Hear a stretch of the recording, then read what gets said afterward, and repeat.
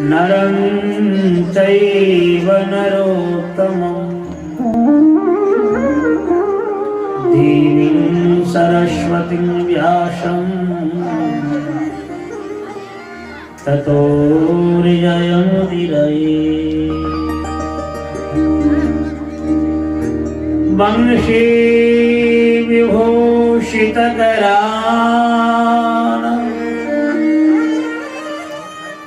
नवनीरदाभान्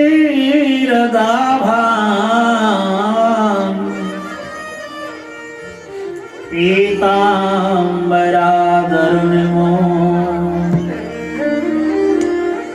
बिम्बफलाधरोष्टा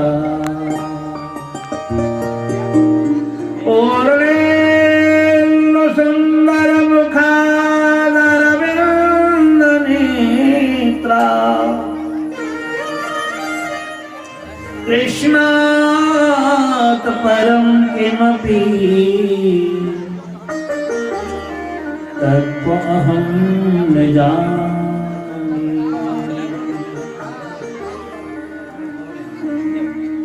तप्तकाञ्चन गौरां राधे वृन्दावनेश्वरीं वृषभानुसुते देवी त्वां नमामि।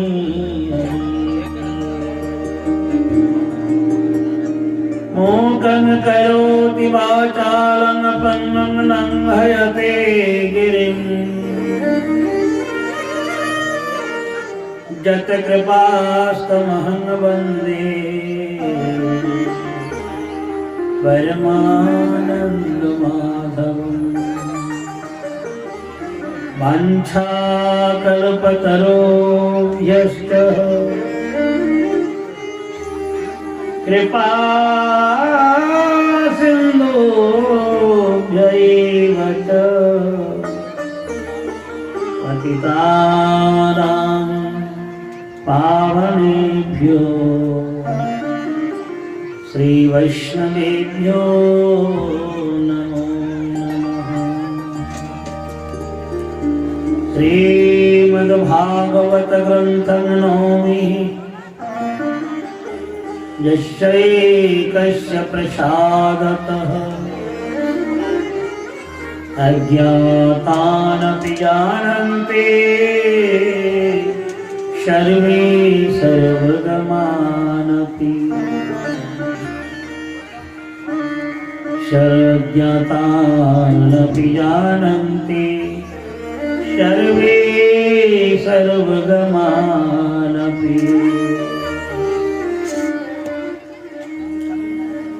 बोली भक्तवत्सल भगवान की जय। जय श्री राम। आओ प्यारे गौर हरि हमारे हरि कीर्तन में। आओ आओ प्यारे गौर श्रीमन भागवत मंडपे श्रीमन महाप्रभु के আমরা আরাধনা করব। যেহেতু তিনি হচ্ছেন আমাদের কলিযুগী অবতার, আমরা হলাম কলিযুগের মানব। এই কলিযুগের ঠাকুর শ্রীমন মহাপ্রভুকে আমরা আরাধনা করি। জয় রাধে। आओ प्यारे गौर हरि हमारे हरि कीर्तन। आओ प्यारे गौर हरि हमारे हरि कीर्तन। हमारे हरि कीर्तन में हमारे हरि भागवत हमारे हरि कीर्तन में हमारे हरि कीर्तन में। आओ आओ आओ प्यारे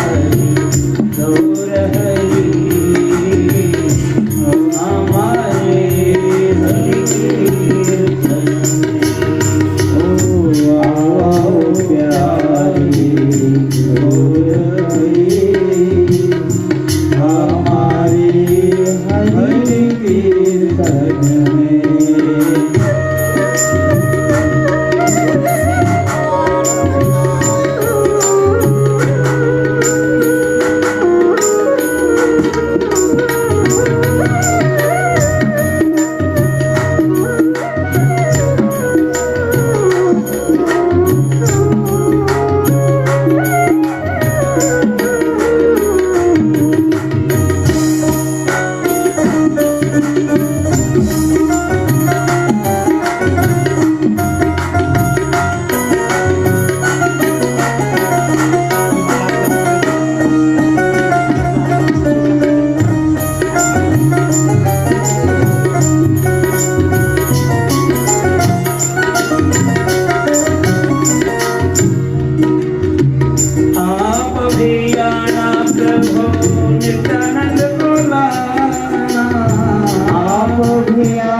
नित्यानंद जी को लाना, आप भी आना प्रभु नित्यानंद को लाना, आप भी आना नित्यानंद जी को लाना, आप भी आना श्री अद्वैत प्रभु को लाना, आप भी आना श्री अद्वैत प्रभु को लाना,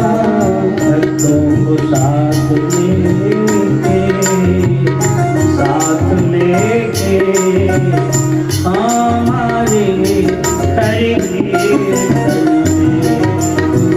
आओ आओ प्यारे जोड़ हमारे हरि कीर्तन में।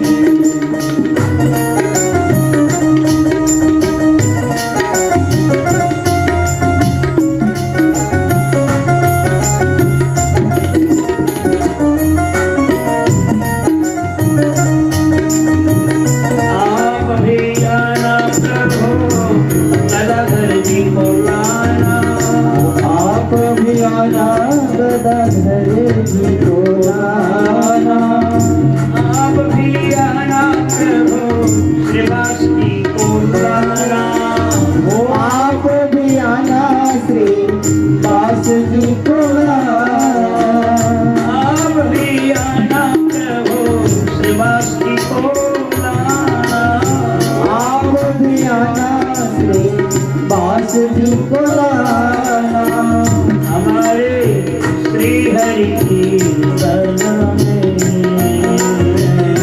हमारे हरि कीर्तन में, हमारे हरि कीर्तन में। देखो आओ आओ आओ प्यारे हमारे हरि कीर्तन में। आओ आओ आओ प्यारे हमारे हरि कीर्तन में।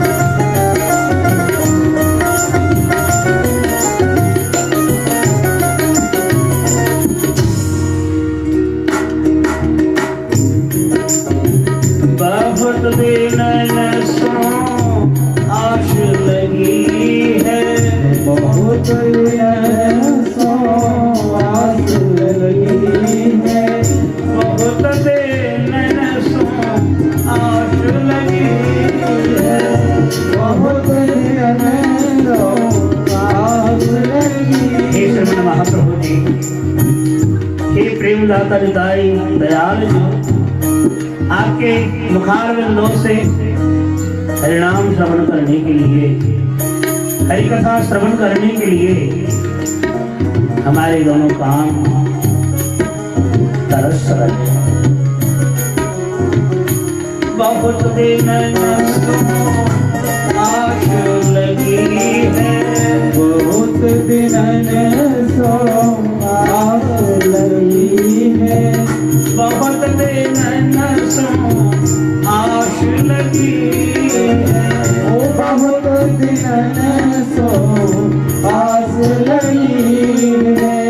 अपने हाथ दिखा दइयो, दिखा दइयो, आओ प्यारे गौर हरि, आओ आओ प्यारे गौर हरि, हमारी हरि कीर्तन में।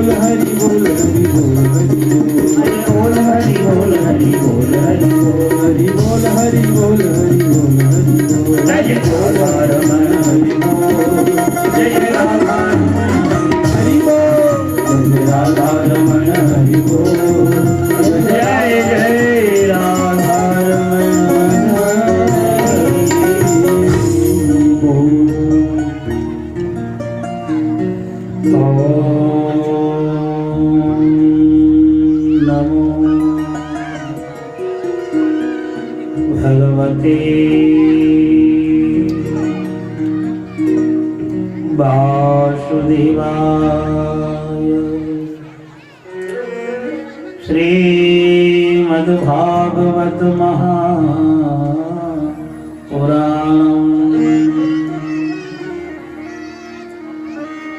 सप्तमस्कन्धः अथ एकादशोऽध्यायः। श्रीशुको उवाच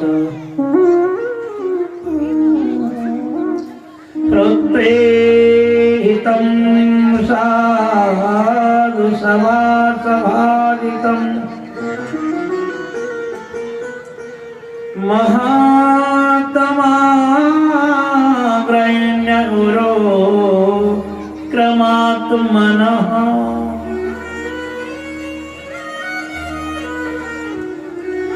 युधिष्ठिरो दक्षपतेर्मुदायुतः पप्रच्छ भूयस्तनयं स्वयंभुव, पप्रच्छ भूयस्तनयं स्वयंभुव।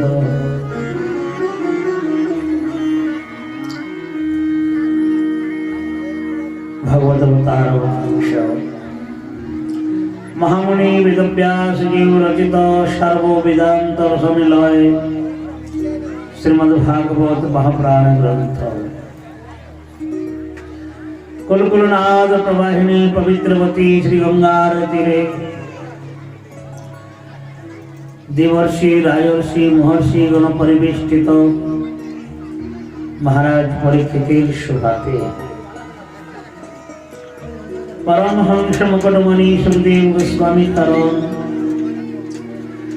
যে রূপে তিনি ভাগবত কথামৃত পান করিয়েছিলেন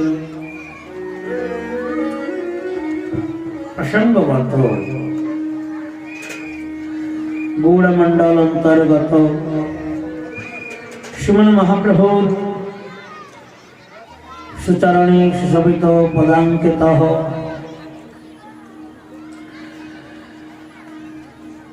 झारखंड सन्निकटे मामुनिया नामक ग्रामेर मध्यस्थले महानुभाव भक्तवरेण्य ग्रामेर वरिष्ठ जनसमूह कर्तृक अनुष्ठित भागवत सप्ताह ज्ञान यज्ञ अद्य चतुर्थ दिवसीय कथा सुखदेव गोस्वामी चरण अम्य माखा लावण्यामृते सुमधुर लालित्यपूर्ण कथामृति द्वारा महाभागवत परीक्षित महाराज के अभिषिक्त करे चलेছে प्रहलाद महाराजेर चरित्र যিনি হলেন ভক্তির সাগরে ডুবুরি ডুবিরূপ সনাতন তুলি নানা রত্ন ধন যতনে গাঁথিল তার মালা ভক্তি লতা সূত্র করি লহজীব কণ্ঠে ধরি দূরে যাবে তাপত্রয়ে জ্বালা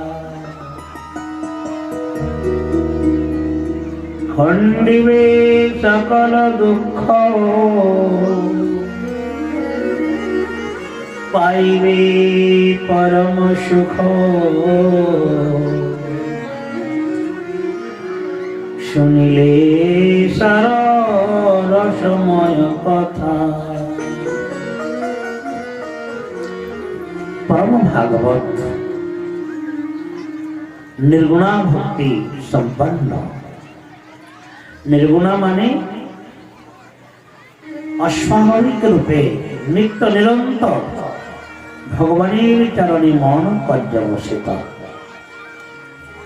जेमन गंगार प्रवाहित धारा अविरत भावे निम्नाभिमुखे गमन करे थाके जे प्रकार तैलावच्छिन्न मधुधारावच्छिन्न जे प्रकार गति तदनुरूप जिनादेर मनोनिवेश स्वाभाविक गति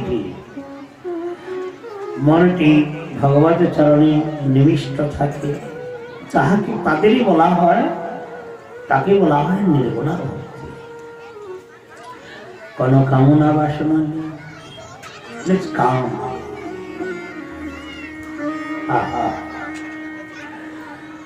प्रहलाद भक्त शिरोमणि प्रहलाद जगते देखिए दिलेन যারা ভগবানকে নিত্য স্মরণ করে যে কোনো সম্প্রদায় এটার কোনো নির্ধারিত স্মরণ ভজন বন্দন সকলেরই जिनारा नित्य निरंतर सुमिरन स्मरणे प्रभु के राखबे जत प्रकारेरই आपद विपद होक ना केन प्रभु रक्षा करबे भक्तिर लागिया प्रभु हইলেন प्रकटित ज्वलंत आगन कृष्ण भक्त लागी खाए स्वतंत्र भगवान कृष्ण भक्तेर किंकर सदाय भगवान भक्ति किना सेवा करें प्रभु भक्त के रक्षा करार जन्य स्तम्भेर থেকে প্রকটিত হয়েছে देवर्षि नारद एवं युधिष्ठिर महाराजेर प्रसंग के लिए श्रवण कराइतेছিলেন सुखदेव गोस्वामी যুধিষ্ঠির মহারাজ দেবর্ষি নারদের সম্মুখে প্রহ্লাদের গুণচরিত্র কথা শ্রবণ করিলেন। যুধিষ্ঠির মহারাজ ভাবছেন, আহা, পরম ভক্ত, তিনার মতন ভক্ত জগতে আর নেই। ভগবান স্কন্ধেশ থেকে প্রকটিত হলেন। ভগবানের কথাই নেই, কোন জায়গাতে নেই। অনল অনিলে, আকাশ বাতাসে, জলস্থলে, সর্বজীবে, সর্বঘটে, স্থাবর জঙ্গমে, উদ্ভিজ জরাউজে, স্বেদজ অন্ডজ, সর্বপ্রকার জীবের মধ্যে ভগবান বিরাজিত আছে।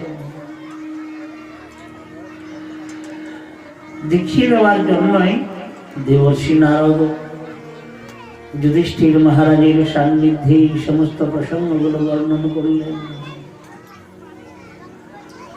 যুধিষ্ঠির মহারাজ জিজ্ঞাসা করলেন, প্রভু, সনাতন ধর্ম শ্রবণ করতে ইচ্ছুক।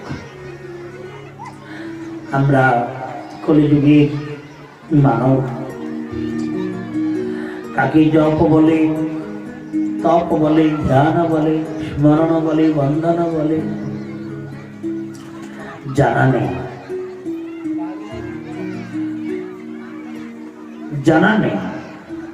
সেই জন্য সনাতন ধর্ম কাহাকে বলে? ধর্ম মূলং হি ভগবান সর্ববেদমयो হরি স্মৃতাম চ তদ্বিদাম রাজন অন্যে চাত্মা প্রসীদতি।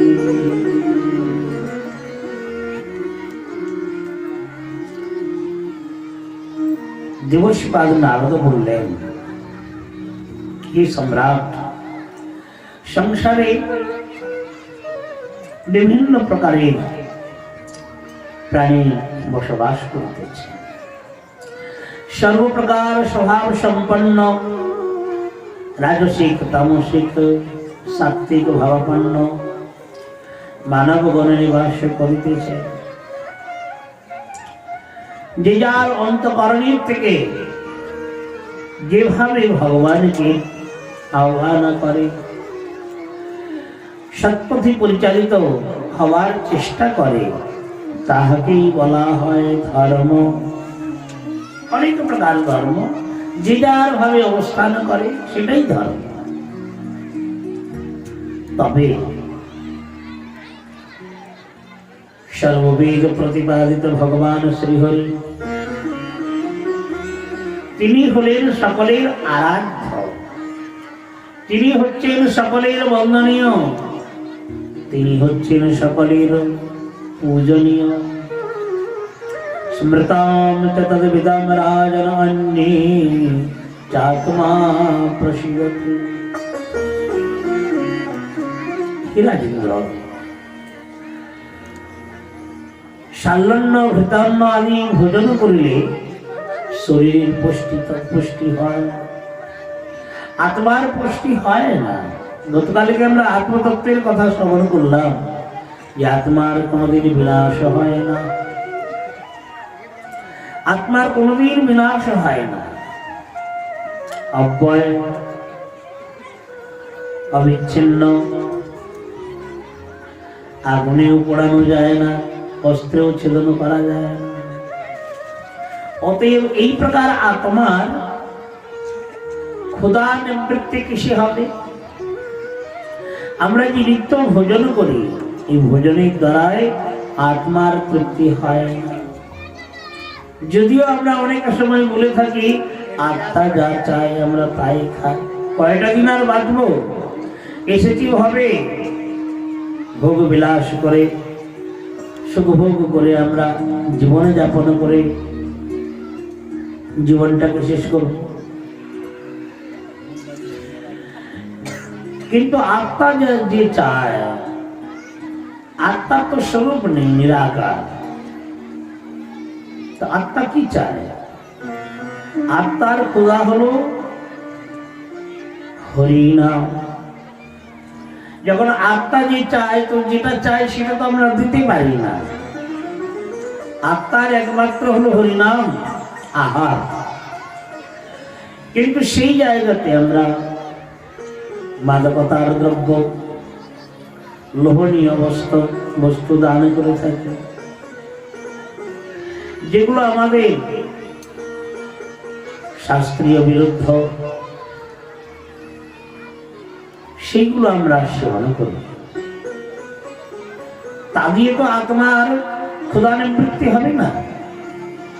এই জন্য দেবর্ষি নারদ বললেন, হে সম্রাট যুধিষ্ঠির, যদি সর্ববেদ প্রতিপাদিত ভগবান শ্রী হরির গুণগান গাওয়া যায়, স্মরণ বন্দন কীর্তন করা যায়, তাহলে মন আত্মা দুটোই প্রসন্ন হবে।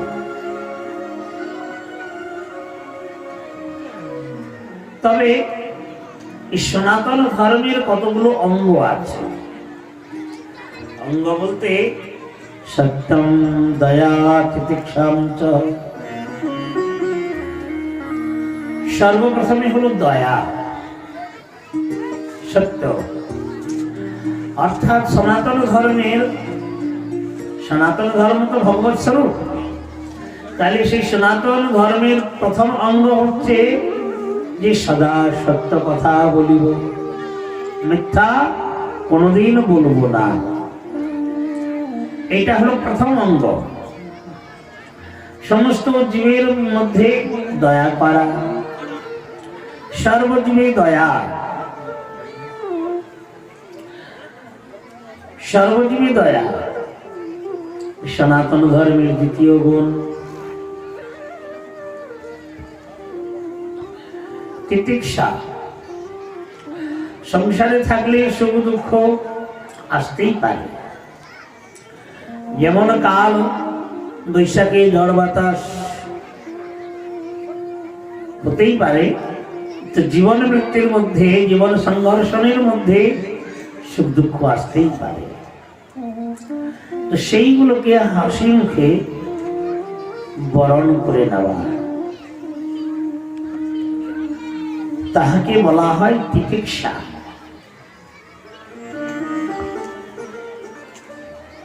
সম, সর্বক্ষণে শান্ত ভাব। দম, যতই বিক্ষুব্ধতা হোক না কেন, নিজেকে আত্মবিমর্শনার দ্বারাই মনকে বুঝিয়ে রাখা। সম, দম, তিতিক্ষা।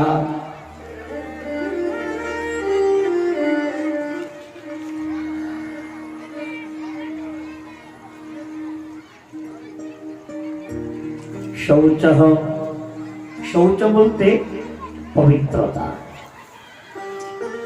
যে যত নিজেকে পরম পবিত্রতা রূপে রাখা যাবে, দেবতার মতন জীবনযাপন হবে, সুখময় জীবনযাপন হবে। পবিত্রতা বলতে যে প্রকার সাধুদের মধ্যে প্রস্রাবে গেলে জল নেওয়া, হস্তপদ ধৌত করা, শৌচে গেলে হস্তে মৃত্তিকা, এবং যে বস্ত্র পরিধান করে শৌচে যাবেন ধৌত করে নেওয়া, কোমর পর্যন্ত ধুয়ে পাহাড় ধুয়ে পবিত্রতা আচমন করবেন। এই প্রকার ঠাকুরের অর্চন বর্ণন করবেন। যিনারা সদাচার সম্পন্ন পরম ভক্ত, ব্রহ্ম মুহূর্তকালে উঠে স্নান করে ঠাকুরের মঙ্গল আরতি করবেন, তিনার গুণগান গাইবেন, তৎকালীন কুঞ্জভঙ্গ আদি কীর্তন করবেন, তাতে প্রভু প্রসন্ন হন।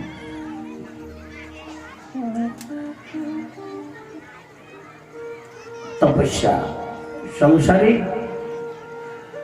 দেবর্ষি নারদ বললেন, হে সম্রাট, কেবল যে তপস্যা করার জন্য ঋষিমুনি হতে হবে তা নয়, সংসারে থেকেও তপস্যা করা যাবে। তপয়তি ইতি তপস্যা। শরীরকে কষ্ট কষ্ট বলতে যেরকম একাদশীর দিনে, উপবাসের দিনে ভোজনের সংযম, খাওয়ার সংযম, যেটা খাওয়া যাবে না, অন্ন খাওয়া যাবে না, কেননা জানি কারি যে পাপারি অন্নমাশ্রিত তিষ্ঠন্তি, যত প্রকারের পাপ রয়েছে একাদশীর দিনে অন্যের মধ্যে নিবাস করে। তো এই প্রকার কতগুলো বাছগুছ রয়েছে।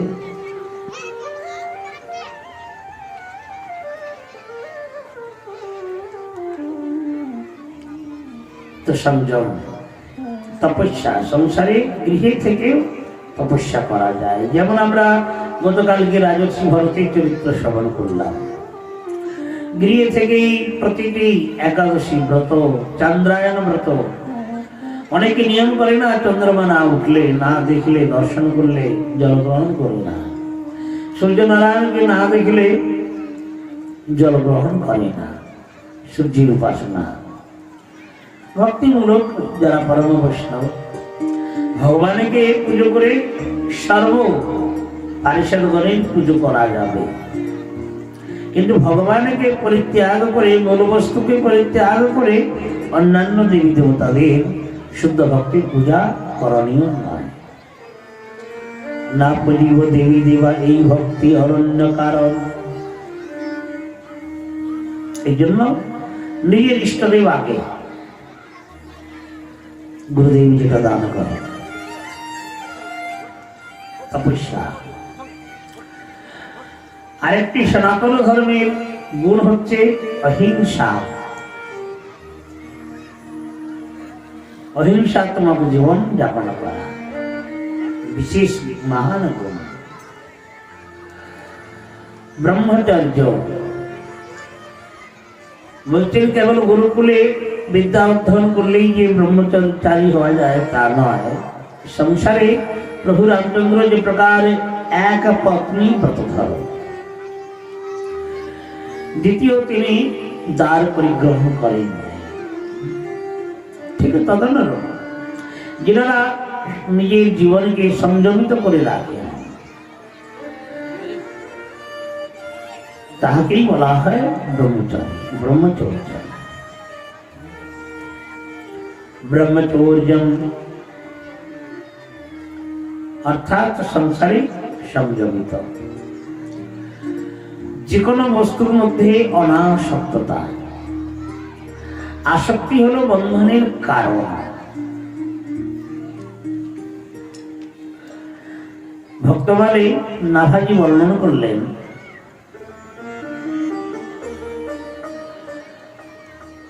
দেবর্ষী নারদ বৈকুণ্ঠে গেলেন, তেনার কার্য ঘোরা। তো হঠাৎ করে মনে হলো, প্রভু আপনি বড় নিষ্ঠুর, আপনি জীব সমূহকে সৃষ্টি করেন, আর করার পরে যেমন মাকড়সার জালে মাকড়সা নিজে আবদ্ধ হয়ে যায়, ঠিক সেই প্রকার আপনি এমন নিজের মায়া জাল বিস্তার করে রেখেছেন, তার মধ্যে সমস্ত জীব কভু স্বর্গে উঠায়, কভু নরকে ডুবায়। এইগুলো দেখে মনে হয় খুব আনন্দ পান না? আপনি এগুলো দেখে খুব আনন্দ পান। তারা যে কষ্ট করে, কষ্ট পায়, ছটফট করে, অনাহারে অনেকে জীবন যাপন করে, তো এদের উদ্ধার করলে হয় না? বৈকুণ্ঠ নারায়ণ দেবর্ষী নারদকে বলছেন, হ্যাঁ আমি তো নিষ্ঠুর, আসলে তো আমার হৃদয়ে কোনো দয়ার লেশ নেই। তবে নারদ, আমি তো এই বৈকুণ্ঠ ছেড়ে কোথাও যেতে পারি না, তোমার উপরে আমি একটা কার্যের ভার দিচ্ছি, যে দেখো পৃথিবীতে গিয়ে তুমি সকলকে বলবে যে চলো বৈকুণ্ঠের দরজা খোলা আছে, যে যেতে চাও আমার সঙ্গে চলো, আমি নিয়ে যাব। এই কাজের ভারটুকু আমি তোমার উপরে দিলাম। দেবর্ষী নারদ আনন্দে মাতোয়ারা হলো। ভালোই হলো, প্রভু যে কাজ করতে পারেন না আমি করিয়ে দেখিয়ে দেব। দেবর্ষি নারদ এসে আনন্দে একেবারে বাহু প্রসারণ করে, চলো চলো ভাই, কে যাবে ভাই রে, বাবা সিন্ধু পারে কে যেতে চাও, চলো চলো আমার সঙ্গে চলো, বৈকুণ্ঠে নিয়ে চলে যাবো।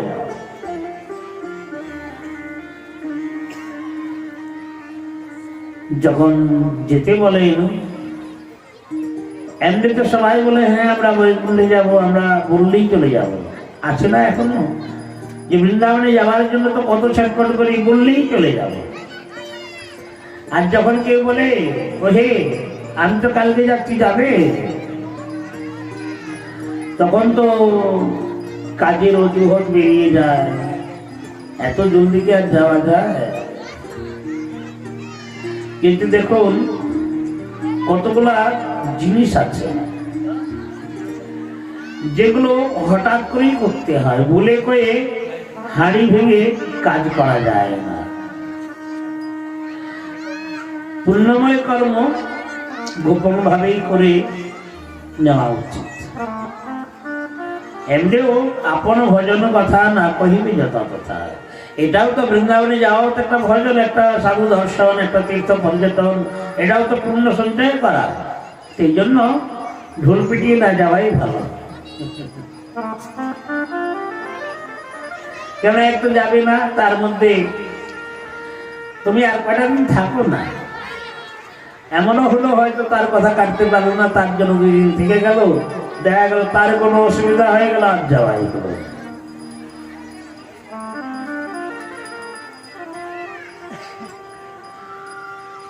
এই জন্য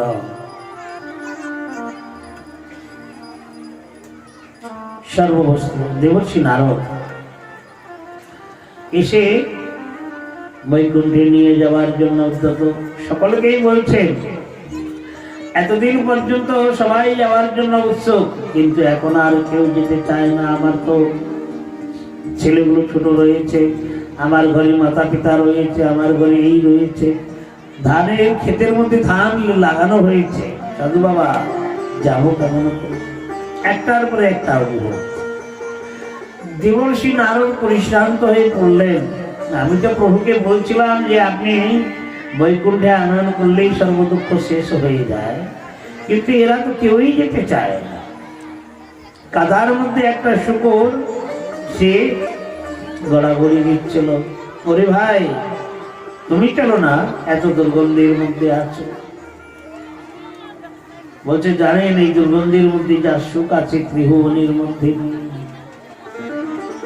যে যে জনিতে আছে সেই জনিতে মনে করে এই ধরনের সুখ আর অন্যত্র কোথাও নেই। তাহলে চিন্তা করুন, নাহলে জীব বাঁচবে কেন? কিছু যদি আনন্দ উপলব্ধি না করে তাহলে জীব বাঁচবে কেন? এই জন্য শাস্ত্র বলেছেন দেবরাজ ইন্দ্রের মধ্যে যতটা সুখ আনন্দ রয়েছে,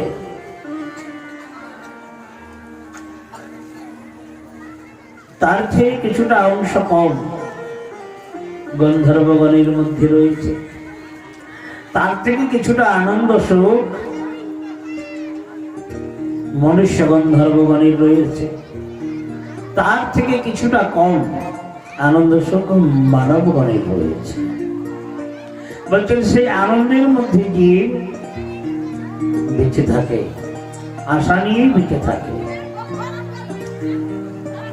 এই জন্য দেবর্ষি নারদের অনেক চেষ্টা করলেন। এক ব্রাহ্মণ যাওয়ার জন্য বেরিয়ে পড়লেন। এখন ব্রাহ্মণে যখন বেরিয়ে যাওয়ার জন্য বেরিয়ে পড়লেন, দেবর্ষি নারদ বললেন ঠিক আছে তুমি চলো। তো 4টি ছোট্ট ছোট্ট শিশু তারা বেরিয়ে এসেছে। ব্রাহ্মণ বলছেন দেখুন আমি তো বেরোলাম, কিন্তু এই শিশুদের কি দশা হবে, এরা বেরিয়ে আসলো। এক কাজ করুন, এরা বড় হয়ে যাক, তারপরে আপনার সঙ্গে আমি বৈকুণ্ঠে চলে যাব। আচ্ছা ঠিক আছে।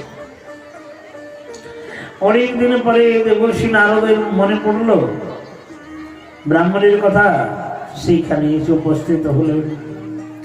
এসে জিজ্ঞাসা করলেন যে ঘরের মধ্যে যে ব্রাহ্মণ ছিল গেল কই? বলছেন বাবা জানেন তিনি কিছুদিন হলেন মারা গেছে। দেবর্ষি নারদ বলছেন আমাকে কথা দিয়েছে, দিব্য দৃষ্টিতে দেখছেন সেই ঘরের একটা কুকুর হয়েছে। শীতকাল,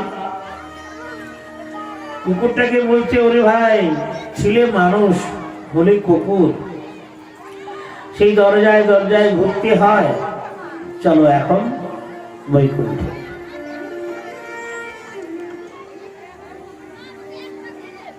হরিনাম গাবার বেলায় তো কেউ গায় না, শব্দ করার বেলায় তো কোন না, কেন চুপ করে আসা যায় না?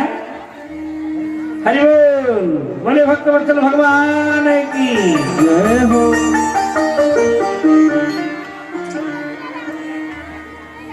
তো দেখছেন কুকুর, কুকুরকে বলছে ওরে ভাই ছিলে মানুষ হলে কুকুর, চলো এখন। বলছেন সাধু বাবা এই ঠান্ডার দিন দরজা আটকিয়ে এরা ঘুমিয়ে থাকে লেপ কাঁথা দিয়ে, আর চোরের এখন প্রকোপ, শিশুগুলা ছোট ছোট তো, ঠান্ডাটা কমে যাক, ঠান্ডাটা কমে যাক, জানেন আমি সারা রাত পাহারা দিই, না হলে চোর এসে এদের সর্বস্ব ধন কেড়ে নিয়ে চলে যাবে, খাবে কি থাকবে কি করে? আপনি অন্য সময় আসুন, কিছুদিন পরে আসুন, গরমের দিনে যাব। দেবর্ষি নারদ গ্রীষ্মকালে আসলেন, এসে সেই কুকুরটাকে আর দেখছে না। গৃহকর্তাদের জিজ্ঞাসা করছিলেন আমাদের একটা কুকুর ছিল না, কালো রঙের দেখেছিলাম এখানে। আর বাবা বলবেন না, এত ভালো কুকুরটা ছিল, সারা রাত পাহারা দিত, একবার ডাকাতেরা আসলো গুলি করে মেরে দিল। দিব্য দৃষ্টি দিয়ে দেখছেন সেই ঘরে যে ভিতরে বাক্স রয়েছে, সোনা গয়না টাকা পয়সা রয়েছে, বাক্সর মধ্যে পেঁচিয়ে আছে বিষধর কাল সর্প। দেবর্ষি নারদ সেখানে গিয়ে বলছেন ভাই আর কত কষ্ট করবে, আর কত নিম্ন গতিকে লাভ করবে? ছিলে ব্রাহ্মণ হলে কুকুর, তারপরে হলে বিষধর সর্প, অন্তত এখন চলো, এখন কিসের আসক্তি, এখন কিসের মমতা? জানেন এই যে ছেলেগুলো এখন বড় হয়েছে, আর ওই যে এখন কুসঙ্গে এখন আড্ডা দিতে আরম্ভ করলো, কুসঙ্গে আড্ডা দিতে আরম্ভ করেছে, বলার তো কিছু নেই, যা টাকা পয়সা ছিল সব শেষ করেছে। এই বসে বসে তাস খেলা, কাজ তো নেই বিকালে বেলা, খাওয়া দাওয়ার পরে হলেই একবারে তাস নিয়ে বসে যায়, সে মদ। আপনারা এইদিকে বসছেন কেন? আপনাদের জন্য তো এইদিকে রাস্তা করা হয়েছে অনেকটা, ভালো লোক তো, আপনাদের জন্য তো এই পাশটা কতটা জায়গা রয়েছে, আপনারা এইদিকে চলে আসবেন কেন সাধুদের দিকে? জয় জয় শ্রী রাধে।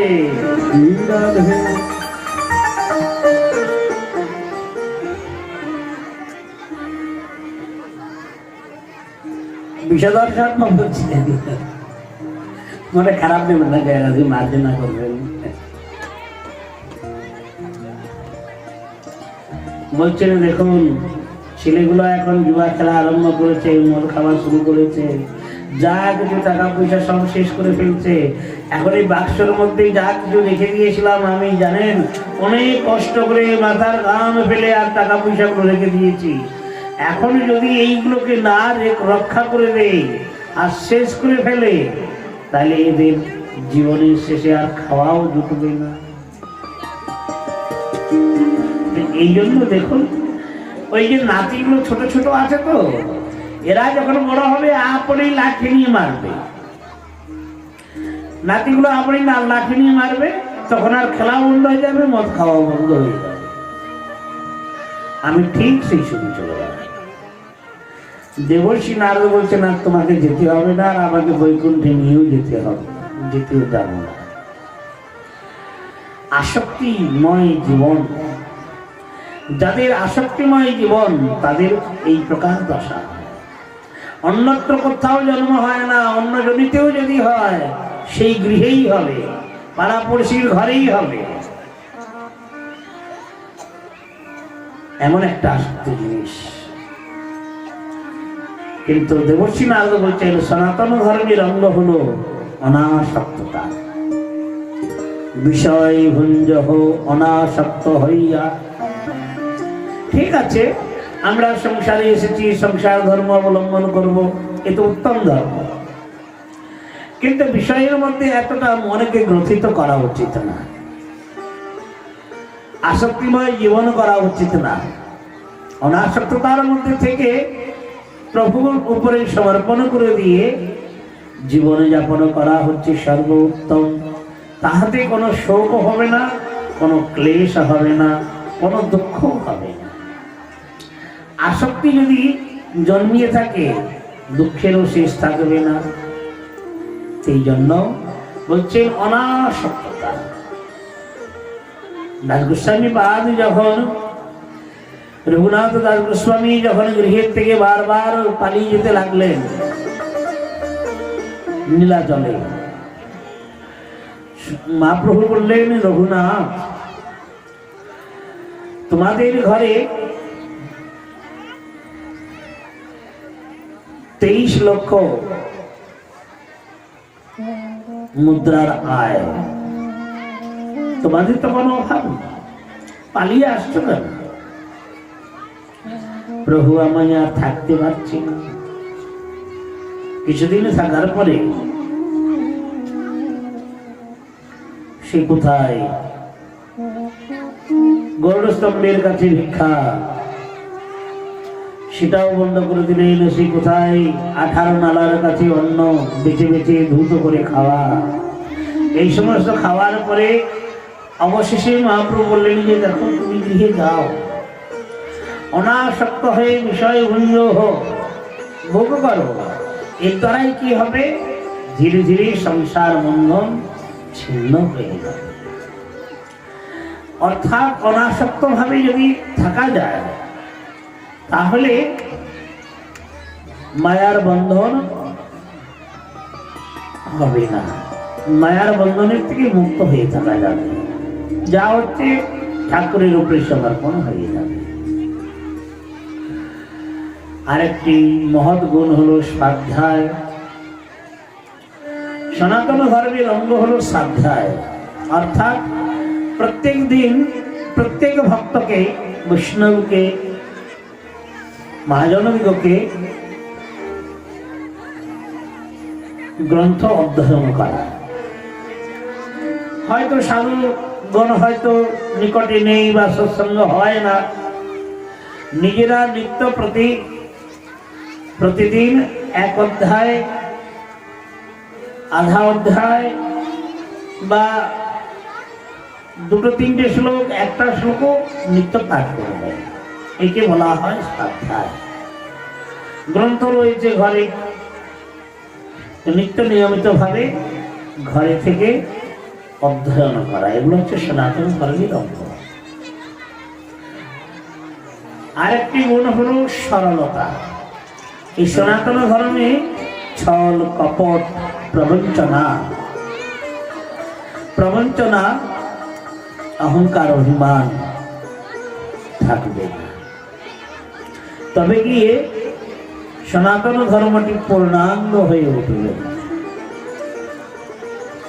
সদা সন্তুষ্টিময় জীবনে যাপন করবে, সকলের প্রতি সমান দৃষ্টি। আমার কাছে অনেক টাকা আছে বলে অন্যকে তাচ্ছিল্য, ট্রেনের মতন তর্জন গর্জন ভর্সনা নিকৃষ্ট দেখা, এটা ভাগবতীর লক্ষণ নয়, ভক্তির লক্ষণ নয়, মহাজনগণের লক্ষণ নয়। সমহং সর্বভূতেষু, সকলের মধ্যে সমানতা দৃষ্টি। অন্নদ্যাদি সংবিভাগ,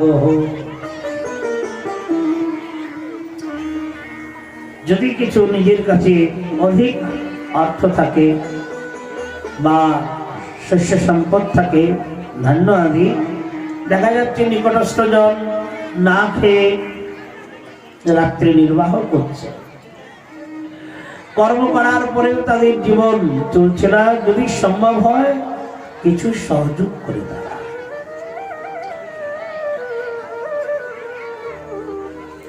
শ্রবণ কীর্তন অর্চন বন্দন স্মরণ যজ্ঞ দান দক্ষিণা মধুর বাক্য, এগুলো হচ্ছে সনাতন ধর্মের অঙ্গ। নিরাময়ং পরো ধর্ম সর্বেষাং শুভদাহৃতম। দেবর্ষি নারদ বললেন, হে রাজন, হে সম্রাট যুধিষ্ঠির, সনাতন ধর্মের 30 প্রকার হলো মহৎ গুণ। এই 30 প্রকার মহৎ গুণ সম্পন্ন যারা জীবন যাপন করবেন সংসারে, তিনারা হলেন উত্তম গৃহী। বলছেন সেই উত্তম গৃহীগণ এক সন্ন্যাসীকেও, সাধুকেও, সর্বত্যাগীকেও পরাস্ত করতে পারবে। যেমন ভক্ত অম্বরীশ, তেনার প্রতি ভগবান নারায়ণ সদা প্রসন্ন ছিলেন। ঋষি দুর্বাসা যতবারই বলেছিলেন, আমি কি আপনার ভক্ত নয়, আমি তো সর্বস্ব ত্যাগী। অম্বরীশের তো তার কত রাজ্য রয়েছে, স্ত্রীগণ রয়েছে, রানী রয়েছে, সন্তান রয়েছে, আমার কি আছে? আমি তো কেবল কপিনটুকু পরিধান করি, তাছাড়া তো আমার কিচ্ছু নেই। তবেই তো বলতে বাধ্য হলো, আচ্ছা যদি তোমার কিছুই যদি না থাকে, তাহলে সুদর্শনের চক্রের ভয়ে তুমি পলায়ন করছো কেন? সুদর্শনের চক্রের ভয়ে তুমি পলায়ন করছো কেন? তাহলে তুমি মৃত্যুকে ভয় করছো। কিন্তু অম্বরীশ কি মৃত্যুকে ভয় করেছিল? সে কি কোথাও পালিয়ে গেছিল? বলে প্রভু, সে তো কোথাও যায় না। তাহলে সে যদি মৃত্যুকেও ভয় করে নাই, আর তুমি এক সর্বস্ব ত্যাগী হয়ে মৃত্যুকে ভয় করছো, তাহলে তুমি বড় হলে না সে বড় হলো? তাহলে গৃহস্থ ধর্ম বড় হলো কিনা? সর্বশ্রেষ্ঠ। তো এই সমস্ত গুণ সম্পন্ন হয়ে জীবনযাপন যারা করবেন, তেনারা সর্বশ্রেষ্ঠ গৃহী। যুধিষ্ঠির মহারাজ বললেন, হে দেবর্ষিবাদ, আপনি যাই কিছু বলুন। হে প্রভু মুঝে बताओ, हे प्रभु मुझे बताओ, कैसे मुक्ति पाऊं माया के बंधनों से, माया के बंधनों से अब मुक्ति कैसे पाऊं। हे माया के बंधनों से, माया के बंधनों से मुक्ति कैसे पाऊं।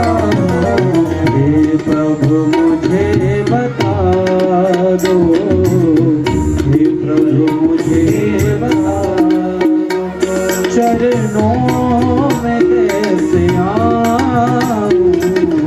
हे प्रभु मुझे बता दो, चरणों में कैसे आऊं।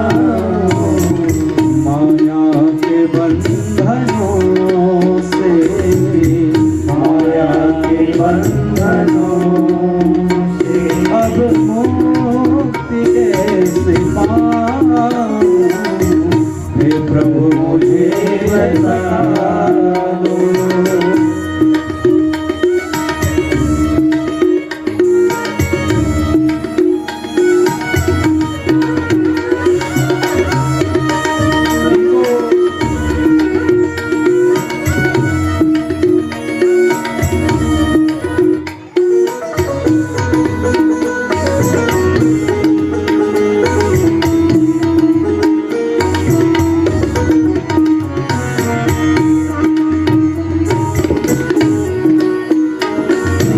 जानू मैं कोई पूजन, अज्ञान हूँ मैं भगवन।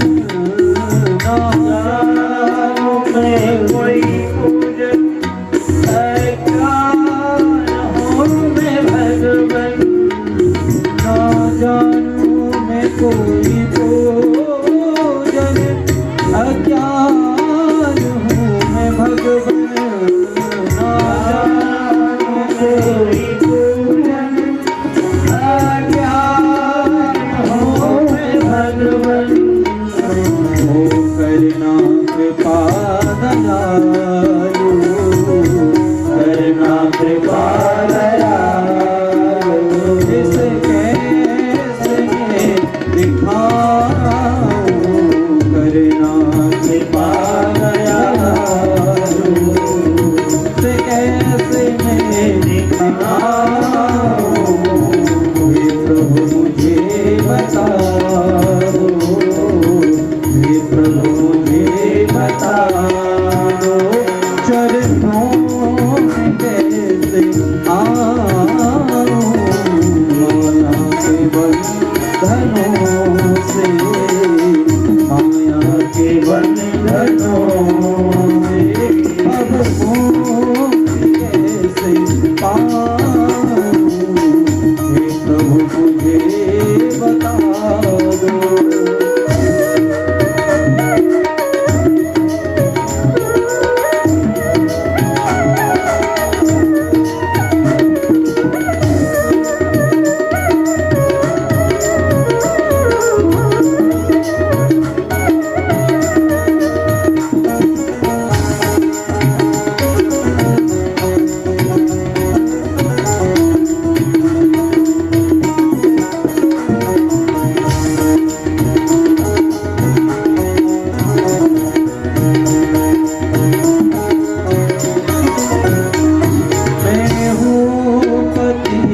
स्वामी तुम हो पतित पावन, मैं हूँ पतित स्वामी तुम हो पतित पावन।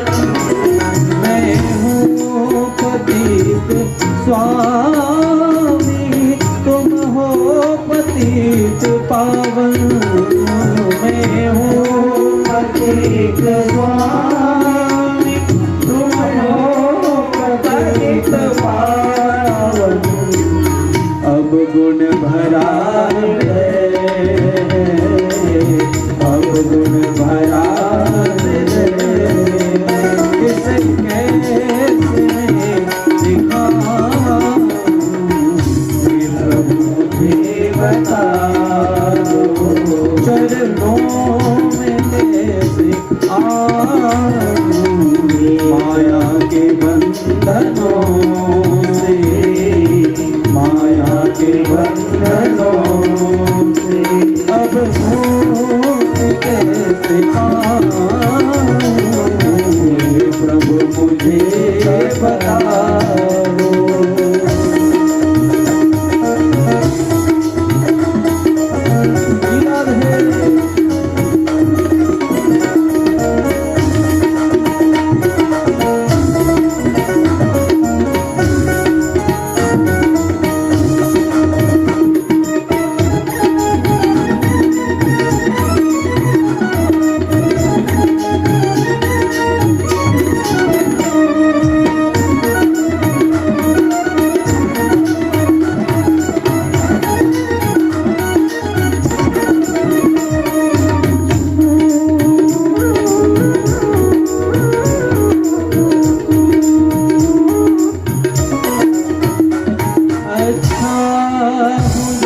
बुरा हो,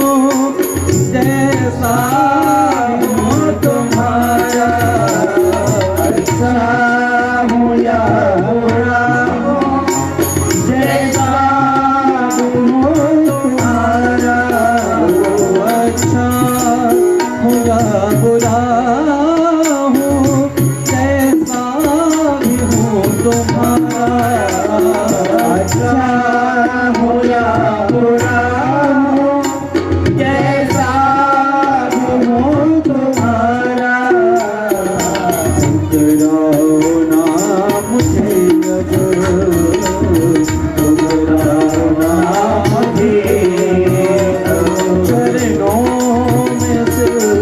झुकाऊं मेरा मुझे बताओ हे प्रभु मुझे बताओ ओ चरणों में कैसे आऊं माया के बंधनों से माया के बंधनों से अब मुक्ति कैसे पाऊं हे प्रभु मुझे बताओ हे प्रभु बताओ